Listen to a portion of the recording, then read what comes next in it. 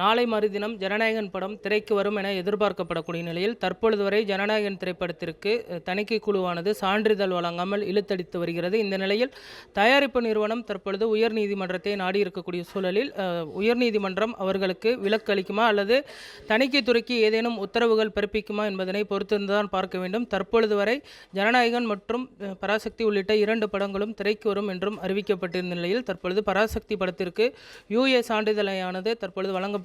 ஆனால் ஜனநாயகன் படத்திற்கு அந்த சான்றிதழ் என்பது இன்னும் வழங்கப்படாமல் இழுத்தடித்து வருவது குறிப்பிடத்தக்கது. நாளை மறுதினம் படம் வெளியாகும் என்றும் தெரிவித்திருந்த நிலையில் தற்பொழுது வரை அந்த சான்றிதழ் தராமல் இருப்பதனால் ஜனநாயகன் படத்திற்கு பின்னடைவாக இது பார்க்கப்படுகிறது. அதே போன்று ஒரு படைப்பு உருவாகியதற்கு பிறகு அதை திரைக்கு கொண்டு வருவதுதான் எங்களுடைய பணி என்பதும் அதை முடக்குவதற்கு பல்வேறு விதமான பணிகளையும் பார்த்தோமேனால் அரசுகள் செய்யக்கூடாது என்றும் தற்பொழுது அவர்கள் கண்டனம் தெரிவித்திருக்கிறார்கள். இந்த நிலையில் இந்த வழக்கானது அவசர வழக்காக நேற்றே தாக்கல் செய்யப்பட்ட நிலையில் உயர்நீதிமன்றத்தில் இன்று மீண்டும் விசாரணைக்கு வருகிறது. இந்த விசாரணைக்கு பின்புதான் தணிக்கை குழு மறு தணிக்கைக்கு அனுப்பி அவர்களுக்கு சான்றிதழ் என்பது வழங்கப்படுமா அல்லது இந்த படத்தை தேதி தள்ளி வைப்பதற்கு உத்தரவிடப்படுமா என்பதும் தெரிய வரும்.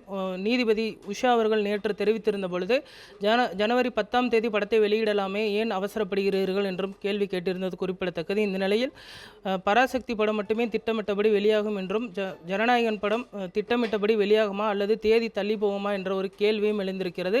நீதிமன்ற விசாரணைக்கு பின்புதான் முழு நடவடிக்கைகளும் நமக்கு தெரிய வரும்.